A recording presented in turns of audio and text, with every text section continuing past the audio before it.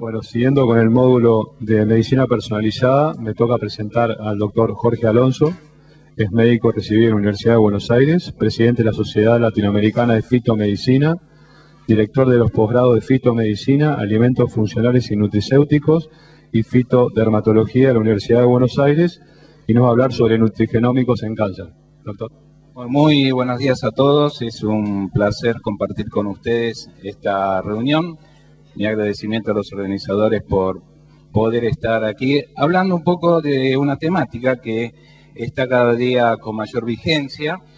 Si bien yo me dedico mucho más al tema de plantas medicinales, pero indudablemente la parte nutricional y plantas alimenticios también forma parte de lo que es la fitomedicina.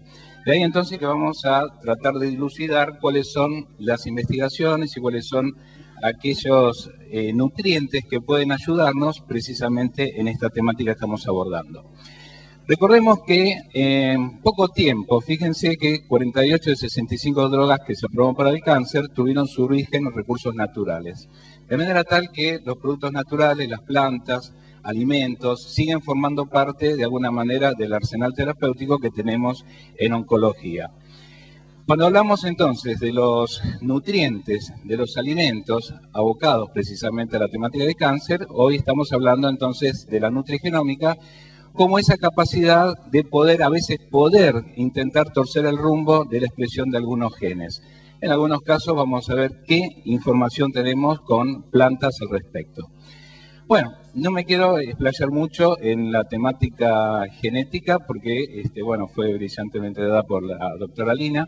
Sin embargo, simplemente tenemos que tener en cuenta de que ya se va resolviendo el tema de los distintos genomas en las distintas especies, ¿no? Ya tenemos entonces genoma de las ratas, de los pollos, de los chimpancés y también de alguna manera prácticamente resuelto el tema, o muy poco para resolver el tema del genoma humano.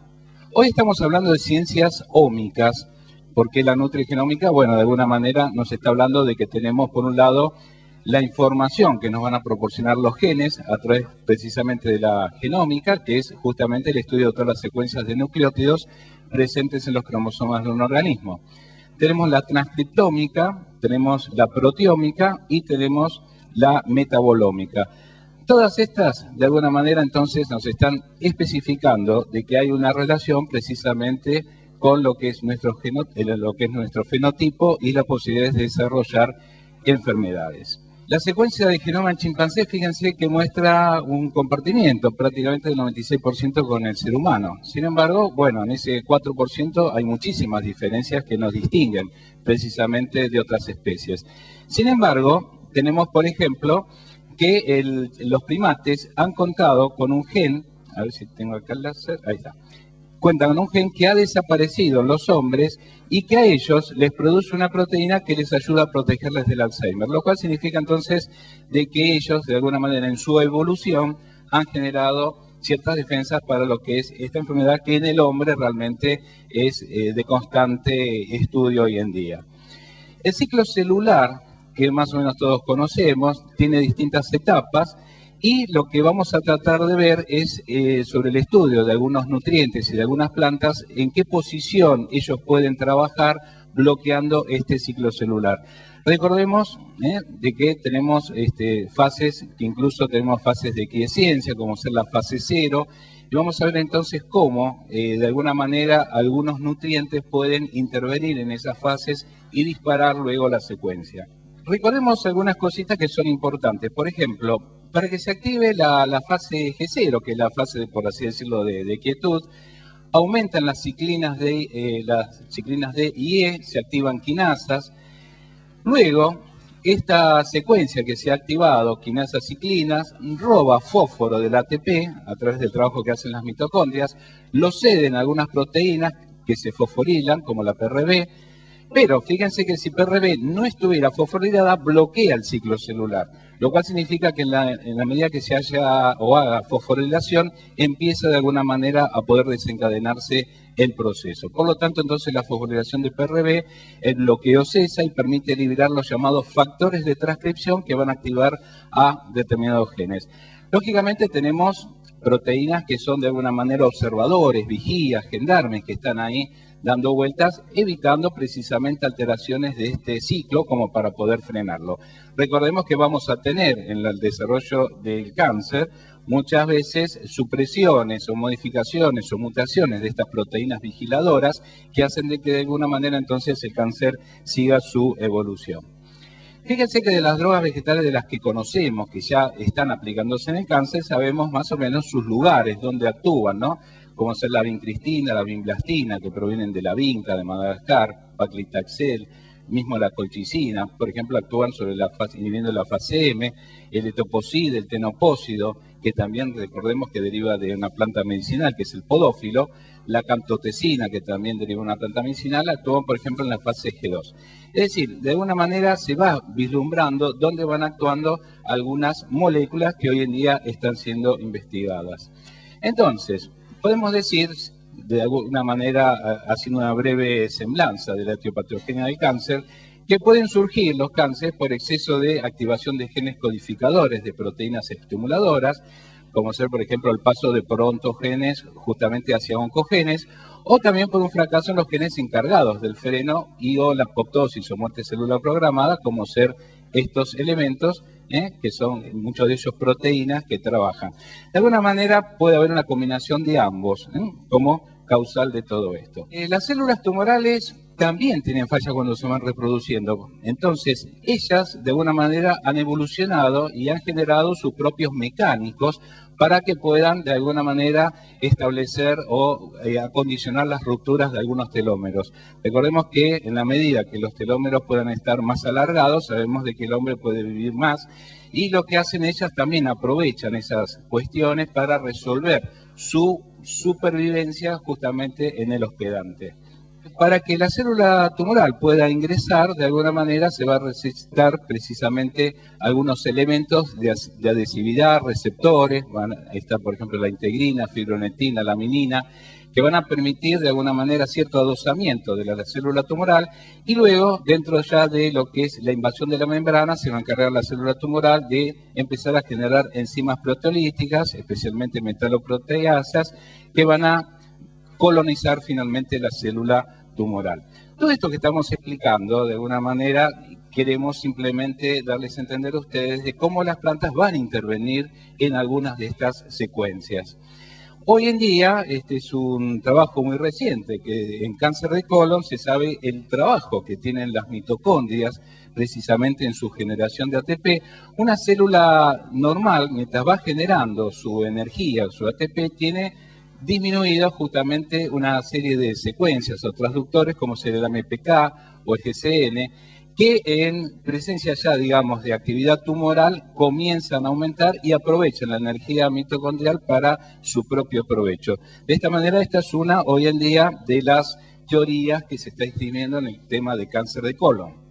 Cuando hablamos de alteraciones genéticas y riesgo de cáncer, ya vamos identificando varios genes que están presentes justamente, o orientados, mejor dicho, a la generación de determinados tumores. Muchos de estos genes justamente tienen actividad supresora de tumores. Entonces, en la medida que están alterados, dejan de actuar como supresores y permiten de que el organismo, entonces, si está colonizado por alguna célula oncológica, comience su multiplicación. Como podemos ver, está bastante estudiado en algunos casos la incidencia de determinados cánceres y las fallas genéticas que lo están promoviendo. De manera tal que tenemos que hablar entonces a partir de ahora de cómo algunos nutrientes pueden actuar en todas estas secuencias. Lo interesante son los estudios epidemiológicos, ¿no? Por ejemplo, ya a finales del siglo pasado se hicieron estudios epidemiológicos donde se vio que hay una reducción del 21 al 24% de mortandad por enfermedades crónicas, donde se incluye el cáncer, en las personas que siguen de alguna manera una dieta de tipo vegetariana. Entonces nos está indicando estos estudios epidemiológicos, como el que tenemos aquí también, de que en los vegetales existen elementos que pueden frenar algunos de estos procesos, por lo menos desde el punto de vista estadístico bien demostrado. Por eso nos dicen los doctores, comemos un poquito más de frutas porque si no mucha carne puede alterar esta secuencia. Entonces, las preguntas que nos hacemos es, ¿por qué a veces fallan estas cosas? Que bueno, fue muy bien explicitado por la doctora Núñez, ¿no? ¿Por qué una dieta sin sal a unos le funciona, a otros no? ¿Por qué el remedio del colesterol a unos sí, a otros no? ¿Por qué uno hizo una vida sana y sin embargo contrae cáncer? Si estuviera Bill Clinton acá diría su famosa frase, ¿no? Es la economía estúpido. Pero acá podemos decir, son los genes, ¿no? De alguna manera podrían ser los genes. Bueno, como sabemos muy bien, genes quizás influenciados por cuestiones ambientales, sociales, etcétera, podrían dar respuesta a estos interrogantes. Cuando nosotros vemos la gran disparidad de semblanzas, de fenotipos que hay en el mundo, podemos decir que de pronto de una persona de raza negra con una persona por ahí blanca, tenemos muy poca variación. Fíjense que todos ellos comparten casi el 99,9% de las secuencias de ADN y solamente un 0,1% es lo que hace la gran diferencia. Por eso, fíjense, con el chimpancé teníamos un 4% de diferencia. Cuando analizamos lo que se ha dicho de los polimorfismos, podemos decir, por ejemplo, que tenemos en algunas personas las pequeñas variaciones corresponden a una de las secuencias de nucleótidos, ¿no? Por ejemplo, puede haber alteración justamente con la guanina, la citosina, la adenina, que son esas pequeñas diferencias las que empiezan a condicionar los polimorfismos. Tenemos enfermedades entonces monogenéticas que de alguna manera están representadas por un tipo de gen alterado, la fenilcetonuria, intolerancia a la lactosa, enfermedad celíaca. Tenemos las poligenéticas, donde empiezan a aparecer entonces esa combinación de genes alterados con factores ambientales. Ya por suerte los chiquitos, cuando nacen, algunas cosas monogenéticas podemos prevenir, como será el caso, por ejemplo, de la fenilcetonuria cuando recién nacen. El proyecto Genoma Humano contempló entonces el estudio de lo que es la secuencia del genoma humano, en la cual, como podemos ver, aparecieron datos interesantes, ¿no? Solo 0,8 o 2% del genoma humano contiene genes codificantes de proteínas, serían solamente 35.000. Es un poco el target donde nosotros ahora vamos a tratar de estudiar y que pueda tener relación con la aparición de cáncer. El 89% está representado por secuencias repetidas que no codifican para algo conocido hasta ahora. Por lo tanto, hasta la fecha se desconocen las funciones de más de la mitad de estos que son los poquitos que codifican proteínas. De manera que queda todavía un amplio campo por investigar en toda esta temática. Y fíjense que el número total de genes, de pronto, era menor al que se pensaba en el ser humano. Tenemos menos genes de pronto que una entemoeba. Así que cada ser realmente es muy diferente entre los seres vivos y tiene cada uno su propia problemática. Conocemos ya de pronto, dentro de los que son polimorfismos, en el polimorfismo genético, de la enzima superóxido dismutasa dependiente del manganeso, o sea que hay un mayor riesgo a padecer cáncer si existe un polimorfismo justamente en ella. Y se ha observado que tiene que ver también la dieta, cuando es pobre en frutas, vegetales, ácido ascórbico y alfa-tocoferol. También tenemos, por ejemplo, una variante polimórfica del gen que codifica la glutatión peroxidasa 1, es una enzima que depende del selenio y se ha relacionado también con el riesgo de cáncer de pulmón y de mama. Entonces, de alguna manera tenemos variantes polimórficas a justamente estudiar en todo esto, los llamados oncogenes. Y recordemos acá, va a venir una serie de secuencias que son investigadas hoy en día. Los oncogenes cuentan con vías de señalizaciones para esa proliferación celular. Tienen receptores de factores de crecimiento, factores de transcripción como el factor nuclear kappa beta y también transductores citoplasmáticos de señales. Entonces, cuando nosotros vemos que entra, por así decirlo, un oncogen a desarrollar su actividad, en la colonización de la célula va a trabajar sobre una serie de señalizaciones, es decir, va a tener carteles que le van indicando cómo va a penetrar, por dónde tiene que doblar, si hay un semáforo para decir, toda una cuestión de rutas específicas para desarrollar su actividad. Si nosotros lo vemos ahora dentro de la célula, la cosa lógicamente ya es mucho más compleja, pero para nosotros nos tiene que llamar mucho la atención esta, que es la AKT, que es una activación de estos mecanismos de transducción intracelulares que va a generar una serie de secuencias que va justamente a distintos órganos y poder desarrollar el cáncer. Justamente el AKT, si seguimos las secuencias de color rojo, pueden activar quinasas como las YUM quinasas, que tienen mucho que ver en el desarrollo de muchos cánceres. Bueno, Tenemos entonces sobre factores de crecimiento también, las transducciones que hacen, y de esa manera entonces pueden desarrollar desde problemas cardiovasculares, enfermedades inflamatorias, hasta también el desarrollo de cáncer. Una de las enzimas también más estudiadas por su implicancia en la vía de metilización del ADN es la metileno tetrahidrofolato reductasa. Esta enzima justamente es importante por el mecanismo de los folatos y el polimorfismo del gen que la regula, hay una alteración de alanina y valina, reduce la actividad enzimática y está inversamente asociado a la incidencia de cáncer colorectal y de leucemia linfocítica aguda. También reconocemos que hay polimorfismos, por ejemplo, en los citocromos, que pueden causar en este caso, sustitución de prolina hacia alanina en un codón específico que es el 340, y esto puede aumentar, por ejemplo, en este caso, el riesgo de cáncer de próstata. Dentro de los alimentos que tienen relación con cáncer, sabemos, por ejemplo, el ácido fólico, la vitamina B12, vitamina C, sus defectos pueden generar de alguna manera la aparición de distintos tipos de cáncer, como acá hemos visto. Acá estamos viendo de alguna manera cuál es el daño en el ADN, producto de las deficiencias de alguna de estas vitaminas, y cuáles son los órganos de impacto que generan los respectivos cánceres. En el caso del selenio es muy interesante su relación con cáncer de próstata también. Por ejemplo, fíjense, el selenio tiene mucha actividad, por ejemplo, en la supresión de tumores, en la síntesis de proteína, dentro del ciclo celular, participa en los fenómenos de apoptosis, en la adhesión e invasión de las células tumorales.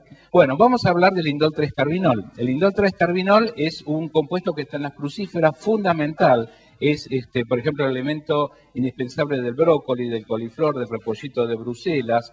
No es activo en su forma cuando uno lo tiene, la molécula en sí, sino que se activa en el estómago y se va a convertir en dindolmetano. Ese dindolmetano, entonces, dentro del organismo va a generar una serie de secuencias muy útiles para frenar algunos de estos procesos que hemos visto. Ya desde la época de los romanos. En los romanos, cuando había una tumoración de mama, se colocaban hojas de coliflor precisamente sobre la zona afectada. Es interesante el indol 3-carbinol porque actúa sobre receptores estrogénicos fundamentalmente. Y lo que hace, ha demostrado que aumenta la relación 2-hidroxiestrona, que es protectora de mama, respecto a la 16-alfa-hidroxiestrona, que es oncogénica. Es decir, interviene en el metabolismo de los estrógenos y los deriva hacia, por así decirlo, compuestos más inocuos y no hacia compuestos oncogénicos.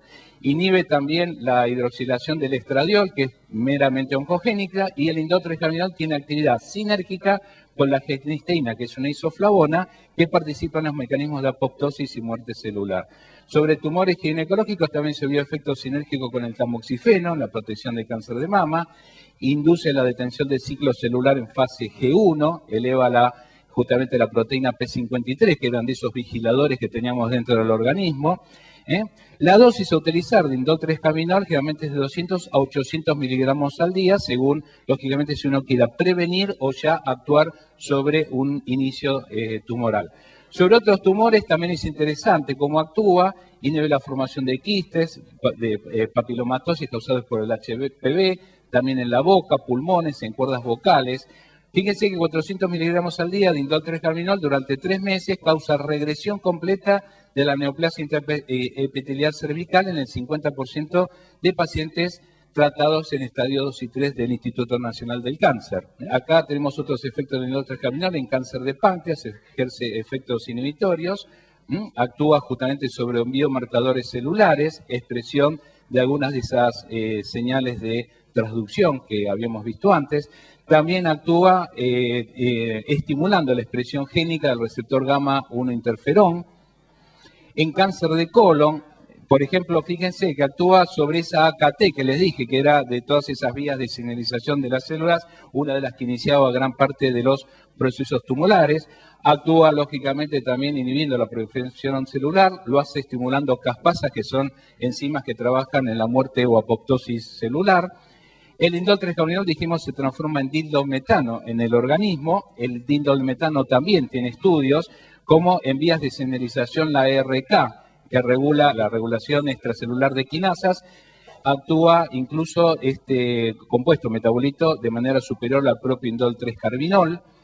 Tenemos la asociación del dindolmetano con genisteína, con un efecto antiandrogénico en cáncer de próstata humano. Tenemos también la inhibición de la proliferación de cáncer de colon, trabajando sobre la fase G1 y G2M del ciclo celular.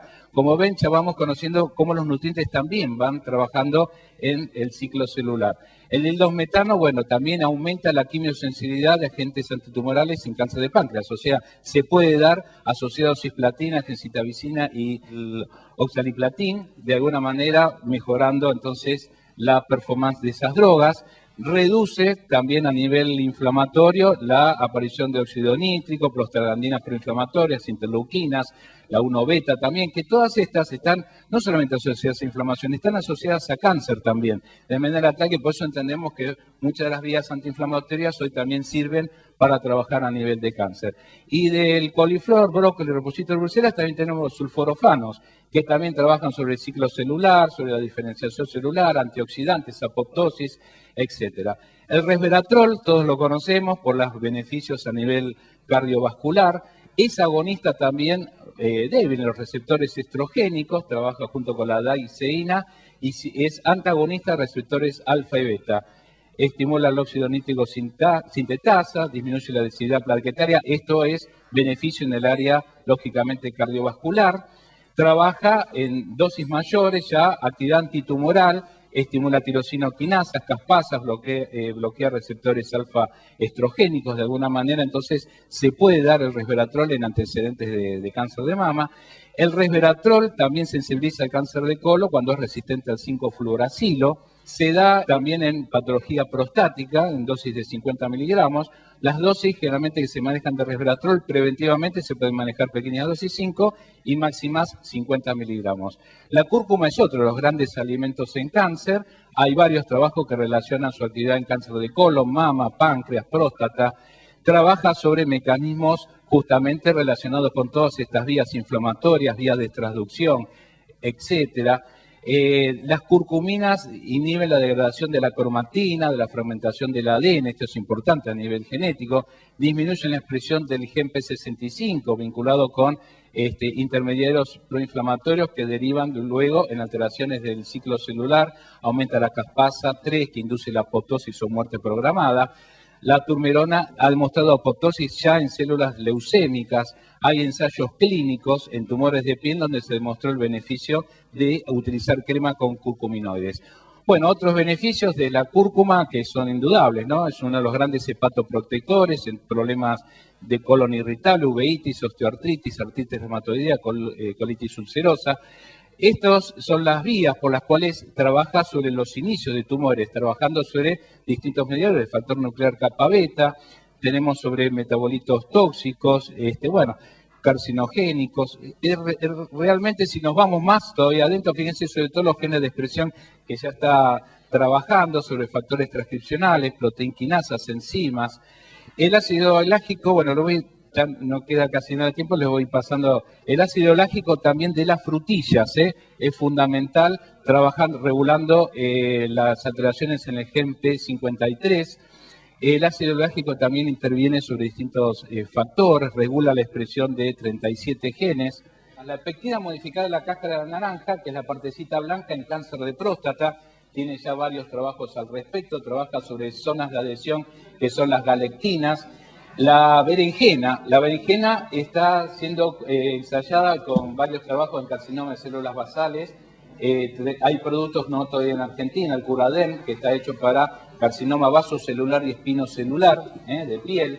El mangostán, que está muy de moda hoy en día, trabaja sobre una de las vías, que es la yunquinasa, que son las vías de transducción dentro de la célula en la generación de distintos cánceres. La garcinona E y la alfa-mangostina son los compuestos más importantes en estos tipos de cáncer. El cardo mariano, hoy que todo el mundo conoce como hepatoprotector, hoy es producto para cáncer. Les podemos asegurar que trabaja en gran cantidad, justamente de los que hemos mencionado, factores nucleares, metaloproteasas, tiene varias actividades antioxidantes, varios factores de transcripción. El goji, que muchos también lo deben conocer, son frutos que también tienen actividad antioxidante. Hay trabajos interesantes en cáncer de colon, se sabe en qué fase del ciclo genera el cese, reduce daños neuronales, es un gran neuroprotector. El azaí que también está muy de moda, tiene varias actividades también en cáncer, sus distintas citoquinas proinflamatorias, vías de transducción, expresión de citoquinas, etc. Trabajos por ahora muy bien direccionados en los casos de leucemia. La graviola, que también muchos ya conocen, por una gran actividad antitumoral, por ahora no hay ensayos clínicos, pero sí muy buenos trabajos en células de pulmón, adenoma de cáncer de colon y en carcinoma nasogénico. Serían los 3 tipos de cánceres donde la graviola podía trabajar. El té verde, que también todos lo conocen, tiene estudios epidemiológicos excelentes, reducción de cáncer de estómago, letigalocatequina sería el compuesto más importante del té verde.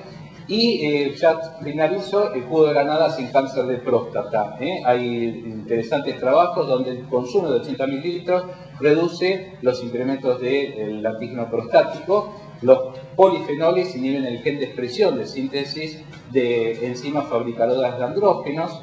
Así que bueno, finalizando un poco todo esto, digamos que volvemos a la naturaleza, a los alimentos como parte de la cura. Y como decíamos, los chips en el futuro pueden, ya desde que cuando una criaturita nace, podamos a través de gotitas de sangre poder ver qué sucede en el organismo. Bueno, muchísimas gracias. Doctor, respecto en nuestro medio, accesibilidad a los productos cuando tienen que ser utilizados como suplementos, en el caso de la curcumina, y cómo es el tema de la regulación. Bueno, por un lado, muchos de estos productos por ahí están como productos en sí en el mercado farmacéutico, sino que hay que pedirlos a través de recetas magistrales. Hay muchas farmacias, muchas que se dedican a medicina ortomolecular, están trabajando con este tipo también de productos. La legislación argentina lamentablemente está muy retrasada. Recién hace poquito salió una legislación que habla de alimentos funcionales, cuando hace 10 años o 12 ya salió en Brasil, ya salió en Japón, etcétera. Y ni que hablar que ya la mayoría de los países ya está hablando de legislación en nutrigenómicos, así que acá no sé cuántos años demandará en que eso pueda aparecer. Por lo tanto, entonces, resumiendo, muchos productos hay que hacer de todo esto recetas magistrales. Las farmacias especializadas ya tienen azaí, tienen todos estos tipos de productos. Y de ello, por ejemplo, el cardomariano, sí, tenemos incluso un producto de Roemers, que es el Aragón, que es cardomariano, que si bien uno lo ha dado siempre en problemas hepáticos, hoy también lo podemos dar en temas de cáncer. Hola, quería preguntar sobre si hay estudios hechos sobre alimentos benéficos o perjudiciales, como la leche, por ejemplo, tengo entendido, para los linfomas. Bueno, lo que pasa acá ya no es un producto de los que nosotros manejamos, fitoterápico, nutricional, ¿no? De la leche en linfomas no tengo referencia, no te puedo decir, lamentablemente. Donde todos estos alimentos que usted menciona, ¿hay algunos específicos benéficos? Sí. Lo que pasa que, bueno, acá me limité más que nada al nutrigenómico, hablé de nutrientes, porque hay muchas plantas medicinales que sí tienen, yo podría hablar de uña de gato, de la moringa, decir, tengo una lista grande de plantas que sí actúan en el linfoma de Hodgkin, pero bueno, me circunscribí a la charla de esto. En todo caso, ahí tienen mi mail, cualquier duda me pueden escribir y ahí yo les puedo enviar información, papers, etcétera. Y lo que yo le quería preguntar, si usted tiene algún conocimiento con respecto a la deficiencia de hierro, si bien el organismo está casualmente preparado para evitar tener exceso de hierro, fundamentalmente por las infecciones bacterianas en toda la historia de la evolución animal, cuesta creer que la deficiencia de hierro, siendo tan importante en todos los pasos metabólicos, vías respiratorias y toda la influencia que tiene sobre el cerebro en la depresión, cuesta creer, y a lo mejor es muy importante, que a lo mejor la deficiencia de hierro tiene algún efecto, la pregunta sería, ¿tiene algún efecto protector sobre el cáncer? ¿O hay descripciones que la deficiencia de hierro pueda activar o desactivar algunos genes? ¿Usted tiene algún conocimiento? No, de los pocos trabajos, digamos, que he visto relacionados con hierro y cáncer, se ha visto, por ejemplo, alguna relación entre déficit de hierro y la por así decirlo, la alteración o polimorfismo sobre un determinado gen. No recuerdo exactamente ahora para decirte qué genes, yo te puedo buscar ese trabajo y enviártelo, pero de lo poco que yo pude buscar, más se debía a deficiencias respecto a modificaciones de algunos genes por el déficit de hierro. Bueno, muchas gracias.